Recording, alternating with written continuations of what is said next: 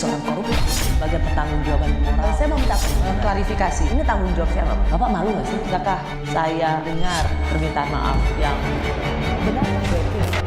Seolah-olah menjadi korban. Coba kita baca pasal 7 Undang-Undang TNI. Apakah ada tugas TNI dalam konteks pengamanan kejaksaan? Tidak ada. Itu sudah seperti keadaan yang tidak normal. Sekali lagi, TNI bukan penyedia jasa keamanan seperti perusahaan security atau satpam.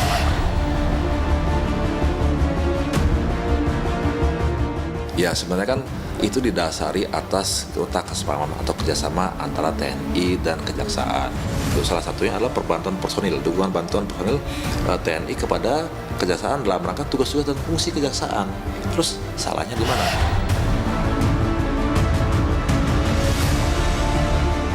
Dengan pelibatan TNI akan memunculkan persepsi di masyarakat bahwa hubungan Polri dengan Kejaksaan tidak baik-baik. Di satu sisi kerja-kerja penegakan hukum, polisi jaksa itu satu kesatuan yang tidak bisa dipisahkan, Pak. Ini kan merupakan bagian dari objek vital yang sangat strategis, bahwa TNI memberikan dukungan, ya, perbantuan terhadap pelaksanaan tugas dari Kejaksaan, termasuk pengamanan.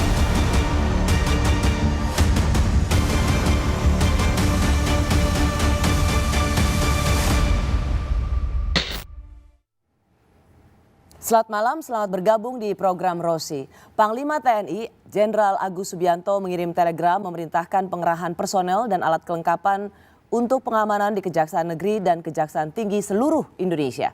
Mengapa TNI harus jaga Kejaksaan? Malam ini saya mengundang seorang yang pernah menjadi Menko Polhukam dan sekaligus juga pernah menjadi Menteri Pertahanan, Profesor Mahfud MD. Prof, terima kasih sudah di Rosi. Rosi, makasih. Selamat ulang tahun. Terima kasih, udah 3 hari lalu. 3 hari lalu, yang nggak apa-apa, itu tandanya ya. Selalu doa untuk kesehatan dan umur yang panjang umur. untuk Prof Mahfud. Ya, Alhamdulillah. Prof, pada saat kita berbicara soal tema kali ini, mengapa TNI harus jaga Kejaksaan, karena ramai, ada telegram Panglima memerintahkan personil TNI menjaga Kejaksaan. Saya memulai pertanyaan dengan, menurut Prof Mahfud, ada apa ini? Iya, ada telegram Panglima yang menurut saya tidak normal, ya. Mungkin ada sesuatu pergolakan politik di internal atau pergolakan di internal Kejaksaan maupun di TNI barangkali kemudian masuk, dan terutama di antara Kejaksaan dan Kepolisian saya kira sesuatu yang tidak bisa disembunyikan. Memang lama tidak harmonis kan. Di dalam kerja-kerjanya tidak saling bersinergi. Rupanya saling berkompetisi, bukan saling bersinergi, dan itu tidak baik bagi penegakan hukum.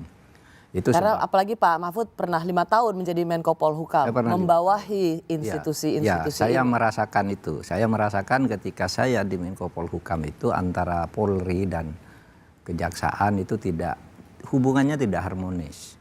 Sehingga kalau misalnya ada satu kasus, saya tidak bisa memanggil Jaksa Agung bersama dengan Polri. Pasti mereka minta waktu yang mereka datang.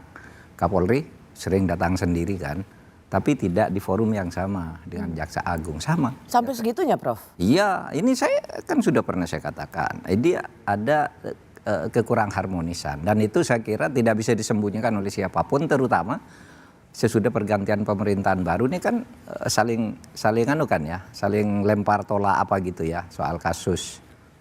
Misalnya ya kasus pagar laut, ya kan, Kejaksaan bilang ini korupsi, polisi bukan, lalu saling lempar begitu kan sekarang. Ini kan tidak bagus. Lalu ada beberapa kasus besar yang tidak jalan di polisi sehingga tidak masuk Kejaksaan, misalnya kasus judol, ya, artinya bukan tidak masuk gitu, hanya berhenti dulu katanya sekian 27 orang beberapa udah, ini kan tidak jelas kabarnya judol, bahkan juga sudah disebut-sebut pejabat tertingginya di situ, tapi berhenti kan gitu kan. Dan nampaknya pemerintah menyadari ini gitu ya. Oleh sebab itu menurut saya memang harus ada langkah untuk memperbaiki ini, karena ini bangsa yang dipertaruhkan, ketatanegaraan kita yang menjamin kelangsungan kita berbangsa dan bernegara secara tertib. Gitu. Prof, meskipun penjelasan dari Kapus Penkum Kejaksaan Agung, ia menekankan bahwa sudah ada kerjasama pengamanan yang didahului dengan MOU tahun 2023. Rasanya ini saya relevan untuk menanyakan ke Pak Mahfud karena Pak Mahfud pada waktu itu masih menjadi Menko Polhukam. Kata Kapus Penkum Kejagung mengatakan gini, di Kejaksaan Agung ini sudah berlangsung kurang lebih 6 bulan kalau tidak salah. Kejaksaan Agung sudah sering mengajukan permintaan pengamanan kepada TNI sejak lama. Pengamanan lebih intens ketika ada MOU. Salah satu poinnya adalah bahwa TNI dapat memberikan dukungan, perbantuan terhadap kejaksaan dalam menjalankan tugasnya. Kalau dielaborasi salah satu bentuknya adalah pengamanan.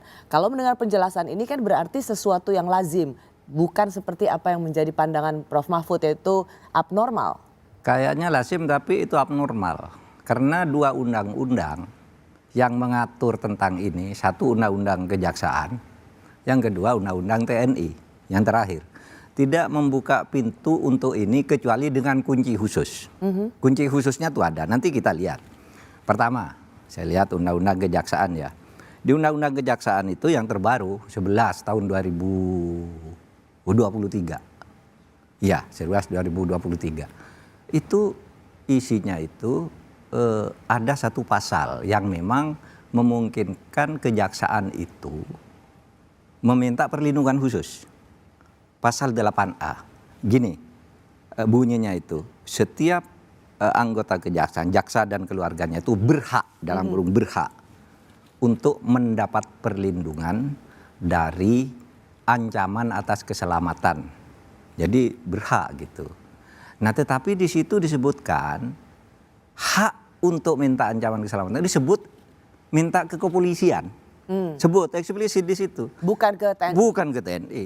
Minta ke kepolisian gitu. Nah peraturan lebih lanjut tentang ini diatur dengan peraturan presiden. Dan dalam waktu 2 tahun peraturan presiden ini harus dibuat. Nah ini sudah 3,5 tahun tidak dibuat. Sehingga saya curiga ini ada sesuatu karena dulu waktu zaman saya, bukan waktu zaman saya, waktu zaman periode pertama Pak Jokowi itu sudah ada perintah bahwa harus dibuat perpres tentang keterlibatan TNI dalam penanggulangan terorisme. Dalam pasal-pasal yang sudah ditentukan ada prosesnya dan perpres itu dibahas dengan DPR. Ini luar biasa, sebuah perpres harus dibahas dengan DPR. Tapi oke, pemerintah ikut. Nah sesudah itu dibahas dengan DPR, Polri tidak mau tanda tangan. Sampai hari ini nih yang saya monitor, udah ditanda tangan. Itu sudah rapat kabinet. Karena di situ ada pelibatan TNI. Iya.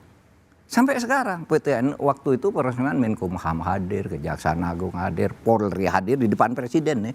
Pak Prabowo hadir waktu itu Menhan, saya hadir. Sudah disetujui. Udah kan cuma kalimat ini saja yang polisi tidak setuju. Oke, ada Pak Listio juga. Sudah itu finalisasi saya undang ke kantor saya, berubah polisi tidak mau, sampai sekarang tidak jalan. Nah ini. Nah ini apa? Jadi apa kaitannya dengan dalam undang-undang Kejaksaan Agung bisa meminta perlindungan kalau ada ancaman terhadap keamanan bagi dirinya, lalu apa hubungannya dengan ini, Prof? Tidak ada hal yang sama, maksud saya, bahwa di dalam undang-undang yang saya sebut tadi, undang-undang Kejaksaan Agung itu disebutkan bahwa dalam menggunakan haknya untuk minta perlindungan itu harus ke Polri, bukan ke TNI, gitu loh. Kenapa sekarang harus ke TNI? Jangan-jangan perpres yang diminta selesai dalam 2 tahun itu sama nasibnya dengan perpres tentang pelibatan TNI. Gitu, mungkin ya. Tapi saya tidak tahu ada faktor lain apa. Nah, gitu. Itu tadi kan tentang undang-undang kejaksaan. Nah sekarang ada undang-undang lain yang juga tidak memungkinkan TNI itu masuk ke situ, kecuali dengan kunci khusus. Ya, kunci khususnya ada. Yaitu di situ dalam operasi militer selain perang, ya kan, TNI boleh melakukan pengamanan terhadap objek vital nasional, oke? Nah, jadi dia boleh. Apakah kejaksaan termasuk objek vital nasional? Nah itu persoalannya. Kejaksaan itu apa sih objek vital nasional? Itu diatur di dalam Kepres nomor 63 tahun 2004. Tidak ada kejaksaan. Kejaksaan Agung tidak termasuk dalam objek vital nasional? Tidak ada. Tidak ada. Gitu. Nanti dilihat aja. Oleh sebab itu ini saya katakan kunci khusus. Mungkin saja. mungkin saja presiden ya mengubah kepresnya, tapi kita tidak tahu. Kan itu hanya kepres. Paling tidak itu belum terpublikasi sampai saat ini. Kalaupun itu ada. Harus dengan kepres kalau TNI itu mau menjaga kejaksaan, gitu. Sorry Pak, kalau misalnya dari pengalaman Prof Mahfud pernah menjadi Menteri Pertahanan, pernah menjadi Menko Polhukam, apakah meminta pengamanan TNI ke kantor-kantor kejaksaan di seluruh Indonesia ini baru pertama kali sepanjang sejarah terjadi? Baru pertama kali, dan alasannya menurut saya tidak masuk akal ya. Misalnya dikatakan ini kan objek vital nasional. Objek vital nasional itu sudah ada ukurannya menurut Tadi Kepres. Pak Tidak Prof. Mahfud sudah masuk jelaskan, Kejaksaan Agung tidak masuk. Lalu kenapa alasannya? Kan ada Jampit Mil. Jampit Mil itu kan punya kantor sendiri, bukan kejaksaan. Iya kan? Ada auditor militer, pengadilan militer. Di situ kalau militer. Bukan hanya karena ada Jampit Mil lalu seluruh kejaksaan di Indonesia jaya TNI. Kan masalah pengadilan militer tidak ditangani oleh kejaksaan, ada auditor sendiri kan. Yang ada kan baru di tingkat pusat. Kalau kemudian koalisi masyarakat sipil memandang ini sebagai satu pelibatan TNI yang terlalu jauh, bahkan ditengarai sebagai satu bentuk intervensi terhadap supremasi sipil, apakah Prof Mahfud setuju juga dengan anggapan ini? Saya memahami, tetapi saya tidak setuju karena memang ada sesuatu yang mungkin harus pakai kunci pas, ya, kunci Inggris untuk membuka itu. Karena selama ini kita tahulah antara Polri dan kejaksaan itu tidak bersinergi, gitu. Banyak. Atau kalau gini, Prof, apakah untuk melibatkan satu kan selalu dikatakan sudah ada MOU sebelumnya, jadi bukan sesuatu hal yang baru. Apakah menurut Prof Mahfud pelibatan TNI untuk menjaga kantor-kantor kejaksaan ini dengan sepengetahuan Presiden? Seharusnya iya. Dalam pikiran saya, karena sudah jelas menurut Undang-Undang TNI tidak boleh, menurut Undang Kejaksaan tidak boleh, itu urusan polisi. Tapi karena ada kata objek vital nasional. Nah, objek vital nasional itu apa? Itu ada kepresnya, Kepres 63 2024. Di situ kejaksaan tidak masuk. Nah, kalau masuk lagi apa? Harus dengan kepres lain kan gitu. Sehingga saya pikir presiden mungkin sudah membuat kepres atau sekurang-kurangnya kalau dianggap keputusan presiden bisa memo, bisa perintah langsung kan bisa saja. Ini kejaksaan presiden bahwa kejaksaan itu ke objek vital nasional. Sehingga tidak mungkin tuh Panglima membuat telegram apalagi cuma dengan MOU gitu untuk pengamanan kantor kejaksaan. Lagi pula kalau MOU itu kan ad hoc ya. Tidak melembaga setiap pengadilan, artinya Prof ingin mengatakan juga pelibatan meminta TNI untuk menjaga kantor kejaksaan di seluruh Indonesia ini atas izin dan blessing dari Presiden Prabowo. Iya, saya meyakini itu. Karena kalau tidak itu tidak boleh. Itu tidak boleh. Karena bukan objek vital nasional. Apakah kemudian kalau dengan melibatkan TNI tadi Prof mengatakan harus ada kuncinya, iya. Dan kemudian Prof meyakini ini nggak mungkin seberani ini, gitu. Kalau tidak ada blessing dan izin dari Presiden Prabowo, artinya memang ada yang dianggap urgent, ada yang dianggap genting untuk menjaga kantor-kantor kejaksaan, Prof. Kemungkinan iya, makanya saya katakan disharmoni hubungan antara ini kan tidak bisa disembunyikan nih. Antara Polri dengan kejaksaan kan juga dirasakan oleh masyarakat dan dulu sudah saya katakan gitu seperti saya katakan tadi kan. Karena jadi memang alih-alih meminta pertolongan pengamanan yang harusnya kepada kepolisian, tapi justru meminta kepada TNI. Ini yang sekali lagi mengentalkan apa yang menjadi pengalaman Prof Mahfud. Iya. Ada disharmoni antara kejaksaan dan kepolisian. Iya. Tidak saling sinergi sebenarnya. Dulu ingat enggak kasus kecil nih, saya ambil kan kasus kecil biar tidak antar gajah, antar kecil-kecil saja. Dulu pernah ada orang bernama Nur Hayati, ingat ya, di Garut. Dia melaporkan lurahnya itu korupsi. Sesudah lurah itu berhenti, dia lapor ini korupsi kan. Korupsi, betul terbukti korupsi. Divonis lurahnya ini masuk penjara korupsi. Nah sesudah itu Nur Hayati yang lapor ini jadi tersangka juga kan. Jadi tersangka juga. Ribut masyarakat. Terus apa yang terjadi? Ketika saya tanya, Pak kenapa itu jadi tersangka? Saya tanya ke Polri. Kok Kok jaksa bisa B21? Karena atas permintaan jaksa. Jaksa meminta kepada kami agar pelapor ini dijadikan tersangka. Kenapa? Karena dia kok baru melapor, berarti dia ikut serta. Kan gitu kan? Padahal ini kan takut mau lapor si Nur Hayati. Terus itu kata polisi, terus saya katakan ke jaksa, loh kok bisa begitu? Apa jalan keluar yang dia? Ya udahlah Pak, dibawa aja ke pengadilan, nanti kita tuntut bebas gitu. Biar oleh hakim tidak dihukum, dibebaskan. Tapi karena pun proses sudah berjalan. Nggak boleh begitu, saya bilang. Nggak boleh begitu. Itu kan nasib orang. Anda percayakan pengadilan. Kalau nanti terjadi permainan lagi oleh lurahnya, hakimnya disuap gimana? Lalu dihukum benar gimana? Apa moral cerita dari moral cerita ini antara kejaksaan dan kepolisian ini tidak sinkron kerjanya. Bisa sesuatu yang tidak ada diminta ada. Sudah lengkap polisinya ya, sudah lengkap diminta diberi petunjuk ini lagi agar ini. Sesudah ini belum lengkap lagi gitu. Nah, menurut saya tidak begitu jiwa kuhab kita sebenarnya. Nah, ini taruhlah untuk di tingkat teknis itu rivalitas. Kalau di tingkat atas itu menurut saya kimia politiknya selalu beda. Kimia politiknya selalu beda. Ya. TNI terjun ke banyak lini, dari menjaga teritori kini menjaga institusi. Dulu menjaga perbatasan, kini jaga kejaksaan. Sampai mana militer akan dikerahkan? TNI, lembaga yang berperan menjaga pertahanan dan kedaulatan negara, kini punya sejumlah tugas baru.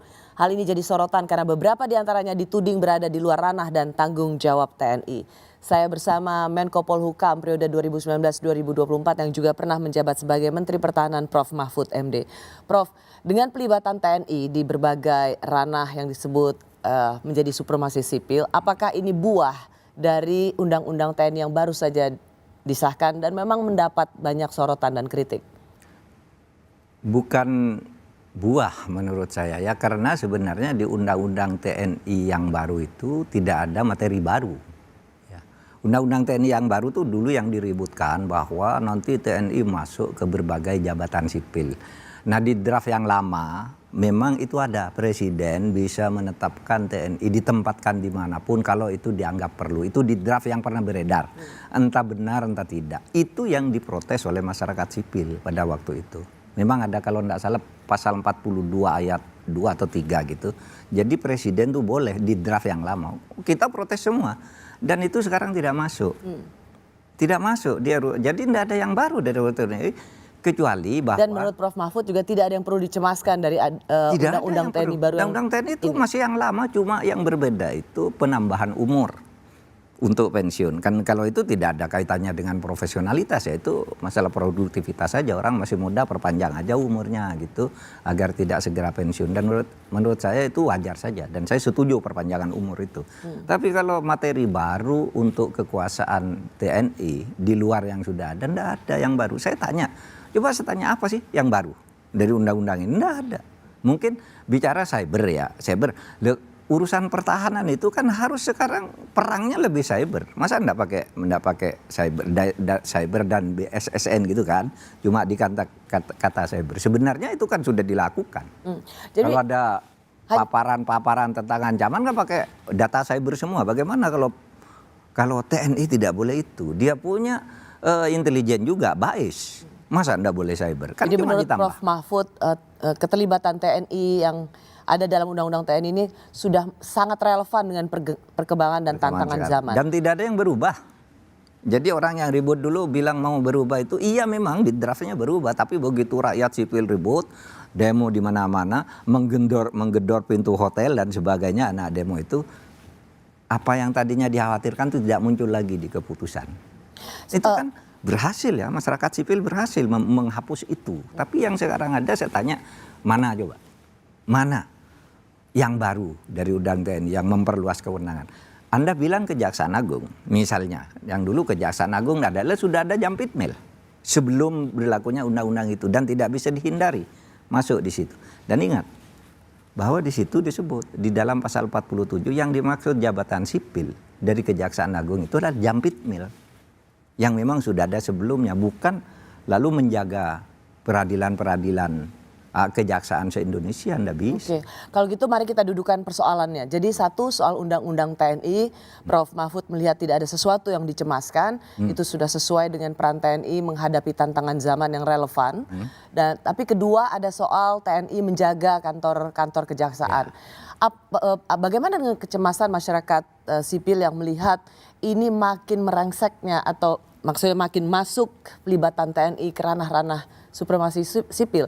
Apakah ini bagian dari TNI dianggap mau mengintimidasi perkara-perkara yang ditangani oleh Kejaksaan Agung, Prof, atau di Kejaksaan Tinggi? Ya mungkin saja bahwa masyarakat sipil mengkhawatirkan itu, saya paham bahwa ini kan tidak normal gitu. Bukan soal undang-undangnya. Ya, jadi ini Prof ingin mengatakan ini dua hal yang berbeda. Ini dua hal yang berbeda toh. Undang-undang, jangan disalahkan, undang-undang TNI itu udah bagus menurut saya ya. Tidak ada yang baru lah dari yang lama. Tapi ini kan soal lain ya. Apakah ini mau melindungi kejaksaan dari intimidasi? Bisa saja. Karena orang kemudian berpikir kan tentang bagaimana seorang Jampitsus dikuntit. Ya, kan? Tahun lalu kita dengar bagaimana setelah perkara timah kalau tidak salah, Jampitsus dikuntit dan kemudian tertangkap. Satu di antara tiga penguntitnya itu adalah Densus 88. Ya toh? Ya. Kejaksaan Agung dikelilingi oleh drone gitu, katanya itu pengamanan rutin. Padahal sebelum ada kasus timah tidak pernah ada dan sebagainya. Mungkin itu sebabnya Kejaksaan Agung itu merasa perlu saya keamanan khusus. Mungkin ya, tidak bisa dengan Polri, mungkin. Sehingga kalau ke TNI, anak-anak masyarakat sipil mengatakan nggak boleh dong TNI begitu. Saya katakan itu tidak normal. Karena kalau memang kejaksaan dianggap objek vital, kantor Pemda juga vital. Semua harus dijaga Polri. Dan orang lalu berkelakar karena iya sih kalau tugas pokok TNI itu kan perang. Nah sekarang nggak pernah ada perang. Ya. Carikan aja kerjaan kan gitu kan. Kalau misalnya kasus yang juga sekarang ditangani oleh Kejaksaan, yaitu Laksamana Muda Leonardi selaku Kepala Badan Sarana Pertahanan Kemenhan dan pejabat pembuat komitmen tahun 2015-2017. Ini juga menyangkut pejabat di Kementerian Pertahanan. Nah ini sedang ditangani oleh Kejaksaan. Apakah dengan... Apa itu? Kasus apa itu? Ini dia kasus, punya masalah? Ya. Kasus yang melibatkan pejabat di Kementerian Pertahanan. Ini juga menyangkut ada perwira Laksamana Muda Purnawirawan di sini. Apakah menurut Prof ini juga menjadi bagian yang justru untuk menunjukkan Kejaksaan Agung komit untuk memberantas korupsi meskipun melibat Kementerian Pertahanan, itu kasus korupsi pengadaan satelit, Prof. Saya yang nangani dulu. Ya, awalnya kalau nggak salah Prof ikut memberikan rilis. Saya yang bongkar itu dulu kan itu gini, tiba-tiba Indonesia itu digugat oleh sebuah perusahaan di Inggris, bayar sekian dalam sesuatu hal yang tidak ada perlunya sama sekali dalam pengadaan barang alutsista yang menurut penelitian BPKP itu barang bukan asli dari yang mahal begitu, cuma beli di mana katanya di Pasar Senen atau di mana gitu. Sekitar itulah. Itu semua barang palsu dan tidak bernilai kata BPKP.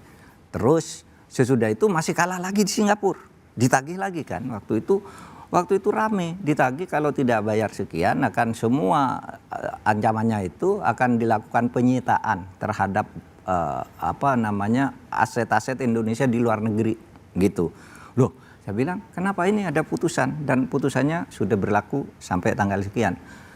Nah, ya waktu itu enggak dibayar juga karena Bu Sri Mulyani juga enggak mau. Saya enggak mau bayar yang begitu tuh, perjanjiannya tidak benar dan sebagainya. Lalu saya berbicara dengan Panglima TNI pada waktu itu.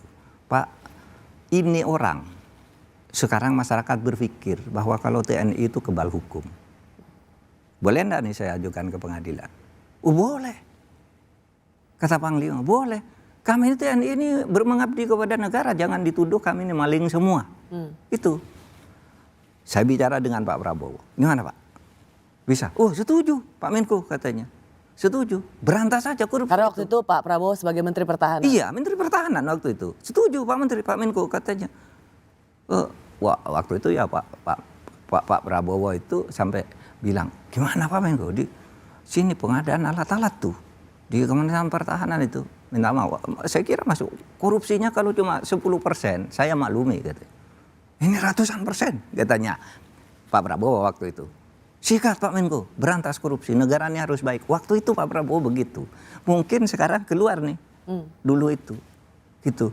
Nah, jadi ini itulah sebenarnya sebabnya kasus saya pengadaan undang barang, Kejaksaan Agung. ya, kasus pengadaan barang fiktif. Iya. Atau dengan markup yang luar biasa besarnya. Markup. Jadi beli barang ini untuk keperluan satelit, padahal itu tidak bisa dipakai lagi dengan sistem baru. Sudah tahu bahwa itu tidak. Tapi dikontrakkan ke Jadi Presiden Prabowo justru ingin mengeksersis ulang untuk supaya kasus ini cepat selesai. Tapi saya ingat saya bicara ini dengan Pak Prabowo. Nah hadirnya, kalau kita kaitkan, hadirnya militer untuk menjaga kantor kejaksaan. Bagaimana Anda melihat misalnya dikatakan, wah ini jangan sampai ada intervensi. Atau justru ini untuk menjaga kejaksaan untuk lebih firm, penegakan hukum tidak usah takut oleh ancaman dari siapapun. Dari siapapun, karena kalau Anda nyebut ini tadi pejabat yang soal satelit itu kan tidak ada kaitannya dengan polisi. Iya kan, itu kan peradilan militer. Ya. Peradilan KPK korupsinya, terus polisi tidak nangani ini, lalu langsung ke Kejaksaan Agung kan. Jadi itu sebenarnya saya hanya bercerita itu bahwa orang yang Anda sebut itu tadi saya yang nangani di waktu saya Menko. Karena itu sebenarnya kontrak-kontrak itu sudah terjadi lama sebenarnya. Pembicaraan untuk mengadakan satelit yang kemudian tidak ada gunanya. Dan sampai sekarang barangnya itu sudah busuk pada waktu itu. Untuk apa? Nggak bisa dipakai lagi. Teknologinya udah berubah gitu. Lalu kita harus bayar lagi ke Singapura. Kita membentuk satu tim yang dipimpin oleh Pak Febri yang lain nih. Pak Ferry Wibisono. Dam Jatun waktu itu. Untuk mengurus itu, gugatan balik ke Singapura itu. Terus saya berhenti, enggak tahu. Nasibnya sekarang enggak tahu. Oke, Prof, bagaimana Anda menjawab misalnya kecemasan ada kasus-kasus yang melibatkan oknum TNI, tapi kemudian karena ada penjagaan TNI itu dianggap sebagai satu intervensi. Bagaimana Anda menjawab kecemasan ini? Berlebihankah? Berlebihan karena tidak relevan. Kalau oknum TNI melakukan itu kan penaliannya di militer, peradilan militer. Kenapa jaga kejaksaan? Militer itu punya auditor sendiri, punya penuntut sendiri, punya pengadilannya, kok dijaganya kejaksaan? Kalau mau itu nanti di Kejaksaan Agung pada tingkat kasasi kan, ada jampitsusnya. Nah jaga aja Kejaksaan Agung, kenapa sampai ke kejaksaan-kejaksaan di seluruh Indonesia. Jadi ini sama sekali tidak relevan kalau dipandang sebagai satu intervensi di kejaksaan, tidak relevan. Tidak masuk akal. Justru kok malah intervensi kan begitu kan, bukan tidak relevan. Kenapa harus ke situ kalau inginnya mengamankan militer yang diadil? Militer tidak ditangani oleh kejaksaan, ditangani oleh auditornya sendiri kan. Iya kan? Oke. Iya. Prof, kalau begitu kita akan masuk saat ini karena kejaksaan dinilai primadona dalam menangani berbagai kasus korupsi. Apakah dengan mengirim tentara menjaga kantor kejaksaan ini sekaligus mengirim pesan tentara di belakang kejaksaan? Terima kasih Anda masih bersama Rosi. Saat ini hampir semua perkara besar terkait dugaan kasus korupsi dan pencucian uang ditangani kejaksaan. Sementara Pamor Polri dan KPK seakan tidak lagi menangani kasus besar, apalagi KPK. Saya masih bersama Prof. Mahfud MD, selain pernah menjadi Menko Polhukam juga pernah menjadi Menteri Pertahanan. Prof, saat ini Kejaksaan Agung jadi primadona, semua kasus besar ada di Kejaksaan Agung. Dan kemudian sebelum kita tadi jeda saya bilang tentara di belakang Kejaksaan Agung. Apakah dengan penjagaan tentara di kantor kejaksaan di seluruh Indonesia ini ingin mengirimkan pesan kuat bahwa jangan main-main dengan kejaksaan? Boleh jadi begitu. Dan pesan kuat itu saya kira bukan hanya dari kejaksaan. Menurut saya Presiden juga memberi pesan kuat karena kesan saya Presiden ingin betul membongkar kasus-kasus korupsi itu, tapi pada tahap tertentu itu berhentikan. Mulai dari judol. Ingat ya judol, 27 orang udah tersangka ditambah pejabat tertingginya nanti tinggal dipanggil dan ditetapkan. Itu isu yang berjalan di luar. Hilang memang sekarang. Mati di kepolisian. Sehingga kejaksaan nunggu, mana ini? Itu kan. Pagar laut. Kejaksaan, polisi sesudah meriksa hanya orang kecil gitu, yang namanya kolot itu, dan apa tuh, Asrin, karena dia dijadikan tersangka, katanya pemalsuan dokumen. gitu kan? Loh, nggak mungkin loh pemalsuan dokumen dengan 300-an atau 260 sertifikat yang resmi dikeluarkan oleh Badan Pertahanan Nasional kalau itu tidak ada sebuah koalisi. Masa cuma dokumen-dokumen gitu dipalsukan. Dan Pak Arsin itu hanya lurah, satu lurah dari 16 kelurahan. Ya. Masa dia disuruh nanggung beban ini semua? Pasti ada yang di atasnya lah, gitu. Tapi tidak masuk, sehingga kejaksaan sudah 2 kali menolak kalau tidak salah. Ya. Ini kepolisian nyerahkan, dikembalikan, ini diberi petunjuk gini, ini diberi petunjuk gini. Sehingga kalau begitu, wah ini berarti harus ada backing, kira-kira pesannya begitu. Harus ada backing. Kira-kira pesannya begitu. Dan backing itu tentara. Dan backing itu tentara. Ya kira-kira itu analisis LSM ya. Ya. Makanya saya katakan tadi, ini harus kunci khusus untuk bisa memasukkan tentara ke kejaksaan. Hanya kunci khusus keputusan Presiden 63 tahun 2004. Kalau kita lihat juga apa yang menjadi komitmen Pak Prabowo, misalnya membentuk Satgas PKH yang sering disebut sebagai Satgas Sawit. Sawit ya. Ya, itu penertiban kawasan hutan yang selama ini digunakan sebagai atau menjadi konflik sengketa sawit, Pak Mahfud. Dan itu Ketua Dewan Pengarahnya langsung Menteri Pertahanan Pak Safri, dan kemudian juga ada wakilnya atau ketua hariannya Jampitsus.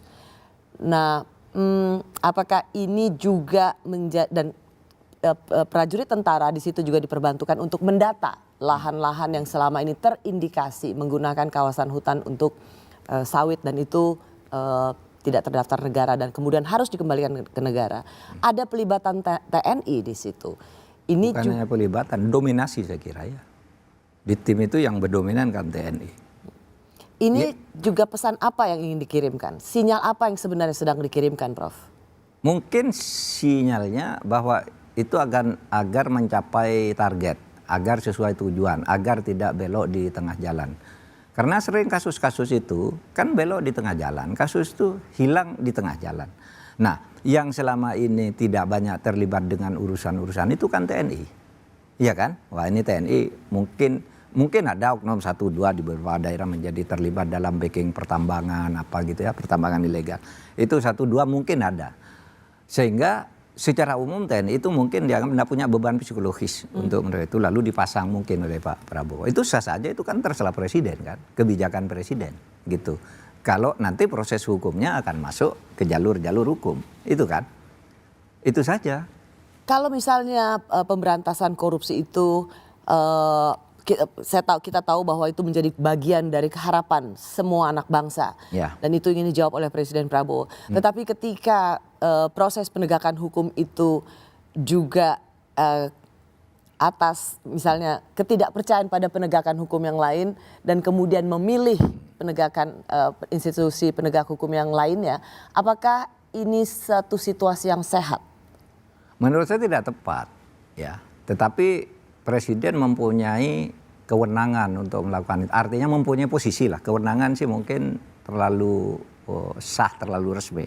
Tapi dia punya posisi untuk mengambil langkah-langkah yang diperlukan yang menurut Presiden bisa efektif. Oleh sebab itu, kalau saya ingin meringkasnya begini. Tidak happy dengan penegakan hukum yang dilakukan oleh polisi. Lalu kemudian mengutamakan Kejaksaan Agung. Dan untuk membackup Kejaksaan Agung, ada pelibatan tentara, bahkan ada dominasi TNI di situ. Iya. Apakah ini suatu sistem yang memang ideal saat ini? Tidak ideal. Tapi saya memaklumi Presiden itu ada di posisi untuk melakukan hal itu. Taruhlah ini diskresi dulu sebentar gitu mungkin ya. Yang ideal itu kalau dia tidak happy dengan polisi, kan tinggal direstruktur polisinya. Iya kan? Dia punya catatan saya ini. Kamulah yang jadi Kapolri, ini, atur ke bawah begini. Saya beri waktu ini lebih beres. Dalam waktu 3 bulan misalnya saya sudah ingin melihat sudah bagus gitu. Tidak selesai tapi sudah bagus prosesnya. Kan tidak mungkin selesai kasus-kasus besar 3 bulan. Tapi lapor gitu. Sehingga tetap proporsional. Jadi polisinya yang ditata bukan lalu membuat kebijakan di luar di luar yang normal-normal tadi. Tidak harus selalu menggunakan kunci Inggris Kepres 63 itu. Karena kalau cuma begitu kan, waduh itu rusak. Kedepannya dari sistem ketatanegaraan, ketatanegaraan pemerintahan kita tuh menjadi tidak bagus. Ya, Prof, memang ketika Kejaksaan Agung sebagai primadona untuk kasus-kasus besar, secara persepsi publik juga menunjukkan peningkatan, bahkan bisa di atas KPK. Tidak pernah selama ini KPK selalu berada di atas institusi penegakan hukum. Tapi kali ini KPK kalau anak zaman sekarang bilang udah ke laut aja gitu. Udah ke laut aja. udah tidak terlalu jelas apa perannya. Apa memang saat ini Kejaksaan Agung dianggap lembaga yang paling punya integritas dan paling dapat dipercaya untuk menangani kasus-kasus besar? Atau sesungguhnya memang tetap memiliki hambatan ketika itu menyangkut orang-orang besar di belakangnya? Paling itu iya, bahwa dia paling bagus, paling berintegritas, tapi relatif. Ya, relatif bukan di situ bersih gitu. Karena yang lain aja lebih tidak bersih, kan gitu aja pikirannya. Kejaksaan Agung tuh sejak tahun 2002 sampai sekarang, setiap ada survei itu tertinggi. Yang paling mendapat kepercayaan masyarakat Kejaksaan Agung udah 3 tahun terakhir ini, ya. Sehingga saya sering puji-puji sejak saya bagus Anda mempertinggi kinerja saya karena dinilai penegakan itu bagus karena Anda bagus. Menko Polhukam. Iya waktu itu, ya sejak tahun 2002 dan Anda pernah turun gitu. Jadi itu memang Kejaksaan Agung cukup. Tapi apakah di sana tidak ada permainan-permainan korupsi dan sebagainya? Ya ada saja gitu ya. Dikatakan paling baik itu mungkin paling sedikit dosanya. Kan gitu aja. Kan yang paling tinggi TNI kan. Anda tahu TNI itu paling tinggi loh. Institusi negara itu paling terpercaya presiden. Yang nomor 2 TNI. Di luar presiden TNI itu tertinggi loh, kepercayaan publik. Baru sudah itu Kejaksaan Agung. Kan? Kalau dikaitkan dengan penegakan hukum. Tapi apakah mereka juga memiliki keleluasaan untuk bisa melampaui atau melakukan hambatan-hambatan politik dalam penegakan kasus-kasus besar? Karena Pak Mahfud untuk melampaui hambatan politis? Ya. Tidak mudah. Iya kasus yang sekarang aja. Saya Pertamina ya. Anda tahu Pertamina. Wah kita kan bangga sekali ya buat nih Kejaksaan Agung. Kejaksaan Agung pokoknya ini kita sikat sampai ke atas. Tidak berhenti di sini. Berhenti sekarang. Tidak ada pergerakan. Padahal dulu sudah nyebut nama orang. Ya X, Y, Z ini nanti targetnya. Tidak ada sekarang. Berarti kan ada hambatan di situ. Bukan hanya Polri hambatan itu. Bukan hanya Polri. Mungkin sebuah kekuatan oligarki besar, jaringan besar dan sebagainya. Sehingga Presiden merasa perlu ini harus TNI yang turun. Mungkin ya. Pakai kunci Inggris aja dulu kata Presiden, Kepres 63 itu. Mungkin, saya tidak tahu kan masyarakat masih bertanya. Kalau Presiden bicara, ya masalahnya selesai. Ini Presiden kan tidak bicara bahwa saya yang nyuruh ini. Kalau tidak disuruh Presiden kan tidak boleh. Menurut undang-undang. Kan gitu. Ya. Dan itulah yang membuat Prof mensinyalir ini pasti ada sesuatu, yang menjadi bagian dari desain Presiden, terutama dalam hal ini adalah penegakan hukum. Iya, hambatan ada 2 kan. Satu di penegakan di aparat penegak hukum yang membackingi preman, membackingi tambang ilegal, perampasan hak adat ilegal itu kan ada backingnya satu. Lalu yang kedua oligarki. Kalau sudah menyangkut oligarki tertentu yang menyangkut kemudian mengatur mafia tidak jalan. Mungkin Presiden melihat itu. Dan dalam konteks ini kalau saya ya memaklumi. Saya tidak menganggap itu benar secara undang-undang, tapi saya memaklumi sebagai satu langkah terobosan yang harus dilakukan daripada macet. Kira-kira begitulah. Gitu? Sebuah satu pilihan yang harus diambil karena ada satu tujuan besar yang akan dilakukan oleh Presiden Subianto. Saya berharap itu yang sebenarnya terjadi. Tapi saya tidak tahu yang sebenarnya, kan kita belum tahu Presiden bicara apa tentang ini kan. Oke. Pelibatan TNI di berbagai lini terutama sampai saat ini menjaga kejaksaan. Sesuatu yang harus kita dukung atau kita cemaskan? Terima kasih Anda masih di program Rosi. Saya masih bersama Prof. Mahfud MD. Pernah menjadi Menteri Pertahanan di era Gus Dur dan pernah menjadi Menteri Menko Politik Polhukam di zaman Pak Jokowi. Prof. Mahfud, kalau saya ingin menegaskan, Prof. Mahfud ini kan Anda dapat memahami apa yang dirasakan oleh civil society. Anda juga tahu betul teori dan landasan hukum Undang-Undang TNI. Apakah pelibatan TNI dalam banyak lini saat ini sesuatu termasuk soal penjagaan kejaksaan ini, termasuk sesuatu yang harus kita dukung karena untuk kepentingan lebih besar? Prof. Mahfud mengatakan ini ada semacam keinginan untuk mempercepat proses penegakan hukum kasus-kasus besar, maka TNI dijadikan sebagai sebagai herder, atau sesuatu yang harus seperti yang dirasakan oleh civil society, masuknya tentara ini sudah makin mencemaskan. Kalau saya untuk kejaksaan itu saya bisa memaklumi, tapi untuk waktu pendek, tidak untuk seterusnya. Kalau seterusnya ketatanegaraan kita tidak membolehkan itu. Undang-undang dasar juga tidak membolehkan pada dasarnya karena keamanan itu milik Polri gitu. Tapi apapun masalah dengan Polri, kita harus percaya. Harus ya, Polri-nya jangan diperbaiki. Karena di Polri itu berapa orang? 500 ribu orang Polri itu.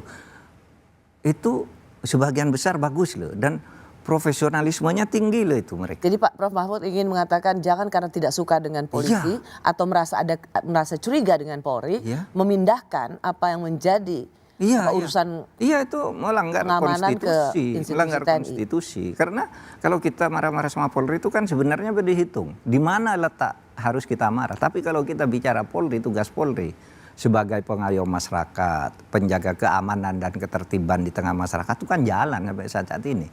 Anda ke desa-desa sekarang jalan tengah malam pada umumnya aman, ya. Kalau ada apa-apa Polri jaga kita nih di sekitar kita, sekarang kita aman karena ada Polri juga. Coba sekarang enggak. Prof. Mahfud, kalau gitu bagaimana kita mendudukan soal ini? Bagaimana kapan kita harus mendukung atau menyetujui pelibatan TNI dalam urusan di luar pertahanan?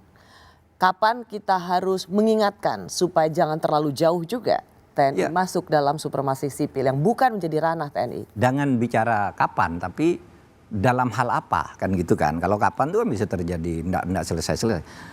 Menurut saya TNI tidak boleh masuk ke ranah sipil, terutama ke kampus-kampus ngurus keamanan itu. Bahwa sekarang polisi tidak bagus, ya perbaiki polisinya gitu. Tapi polisi di bawah-bawah bagus, saya kenal mereka sampai ke desa, bagus sekali mereka. Yang rusak kan agak kalau sudah nyangkut kasus politik satu, lalu menyangkut kasus korupsi besar. Sering terjadi cincai di situ isunya. Bahkan sampai main misalnya laporan yang sudah jelas salah itu tidak diproses. Misalnya ada akta notaris yang salah. Notarisnya lapor, Pak, ini salah bukan saya tidak pernah nulis huruf kayak gini. Tiba-tiba berupa akte perusahaan beralih orang, tidak diproses. Saya tahu, saya punya beberapa kasus tentang itu. Sampai sekarang, malah orang yang berhak itu dihukum. Gitu. Nah ini kan yang harus diperbaiki, bukan lalu polisi dibenci. Itu kita sangat perlu polisi. Kalau Prof. Mahfud melihat soal penjagaan TNI di kantor-kantor kejaksaan ini, tidak boleh permanen. Tidak boleh permanen. Namanya ada waktu tidak boleh permanen dan tidak boleh melembaga sampai ke seluruh Indonesia. Di mana toh yang agak rawan, mungkin di Jakarta, mungkin di Surabaya, di kotanya aja tertentu kan. Kalau di kabupaten-kabupaten itu rawan, enggak ada yang berani ngancam jaksa gitu meskipun polisi. Nampaknya sudah oke lah bahwa ada konflik kisruh soal penanganan perkara itu kan tidak berbahaya banget, tinggal diatur lah dari atas ini. Menurut saya ya, oleh sebab itu ya kita bisa memaklumi langkah yang diambil Presiden, apalagi selain TNI itu selalu mendapat kepercayaan tertinggi dari publik. Yang selalu tertinggi nih TNI sampai sekarang. Yang kedua kejaksaan. Juga berdasar hasil penelitian udah lama di UGM, masyarakat tuh merindukan kepemimpinan cara TNI. Tak lama sesudah Pak Harto jatuh itu kan ada survei itu di Jogja. Dirilis. Sebagian besar masyarakat itu menginginkan peran TNI yang lebih tegas. Bahkan ada yang katakan pimpinan dipimpin oleh TNI. Kan ada tuh penelitiannya. Dulu rame itu di UGM. Saya pernah ikut membahas itu di tahun kira-kira 2012 atau 2013 gitu, hasil penelitian resmi ilmiah gitu. Karena dianggap yang sipil nih selfish gitu, lembaga-lembaga yang ini. Tapi kita tidak ingin itu. Kita ingin ide itu kan tidak kalau untuk memperbarui kan tidak berdasar hasil survei ke masyarakat awam, karena dia punya ide pembaruan. Pembaruan itu dan penataan itu dilakukan masyarakat kelas menengah ke atas kalau idenya. Kalau dukungannya dari masyarakat awam, silahkanlah, semua pemerintah menurut masyarakat kan pasti baik. Prof, kalau gitu kalau kita kembali ke soal bagaimana TNI ditempatkan untuk menjaga dan itu terkait dengan penanganan kasus-kasus besar di kejaksaan. Apa indikator yang kita bisa lihat bahwa ini berhasil dilakukan untuk mengirim pesan pada siapapun yang menjadi backing kasus-kasus besar ini atau yang ingin melindungi kasus perkara korupsi besar?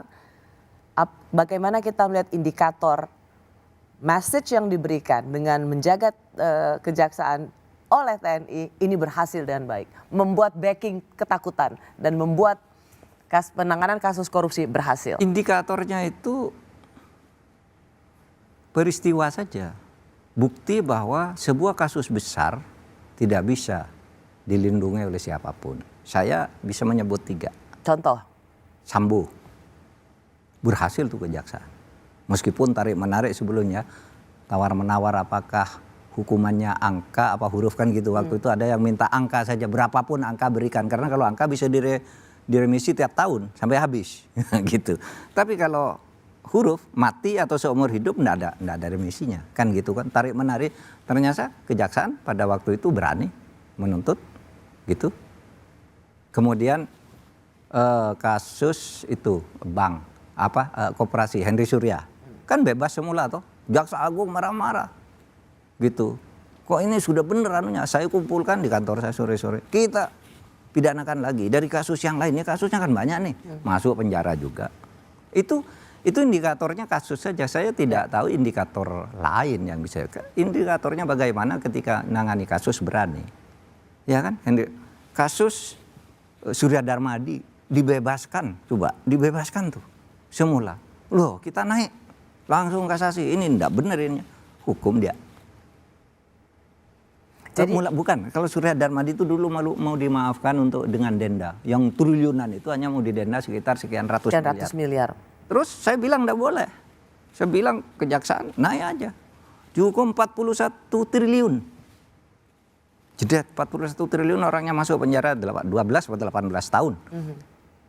Tapi di Kejaksaan Agung 41 triliun itu dipotong menjadi 2, sekian triliun. Artinya itu keberhasilan. Jadi Prof Mahfud, kalau Prof Mahfud katakan tidak terlalu setuju kalau ini dipermanenkan, tapi bisa memahami. Bisa memahami sementara. Ya, memahami sementara bahwa tentara ikut menjaga kantor-kantor kejaksaan ini adalah supaya ikut mengawal proses penyelesaian kasus-kasus korupsi, supaya jangan ada backing dan dapat diselesaikan dengan baik, karena ini adalah komitmen untuk pemberantasan korupsi. Ya. Dan indikator keberhasilannya adalah sampai kita akan lihat kasus-kasus mana yang betul-betul dikejar sampai pengadilan dan pelakunya mendapat hukuman seberat-beratnya dan dapat mengembalikan uang sebagai kerugian negara kembali ke negara. Betul. Itulah indikator keberhasilannya. Di situ kita akan melihat dijaga oleh TNI berhasil. Betul. Filosofinya itu kalau kejaksaan itu keberhasilannya kalau berhasil menuntut dan menghukum seorang. Itu filosofinya, karena dia wakil negara untuk membuktikan kejahatan orang. Jadi salah orang mengatakan jaksa itu tidak untuk menghukum. Dia tugas menghukum kok. Yang berhasil itu pengacara kalau bisa membebaskan kliennya dengan hukum itu berhasil. Kalau jaksa itu ukurannya kamu nangani perkara berapa kok jadi gagal. Wow, itu salah itu. Karena memang undang-undangnya nuntut. Kok ada ini kemarin saya dengar ada orang menteri, loh kejaksaan tuh enggak boleh tujuannya menghukum orang, tugasnya menghukum orang dia. Yang membebaskan tuh hakim dan pengacaranya, kan gitu.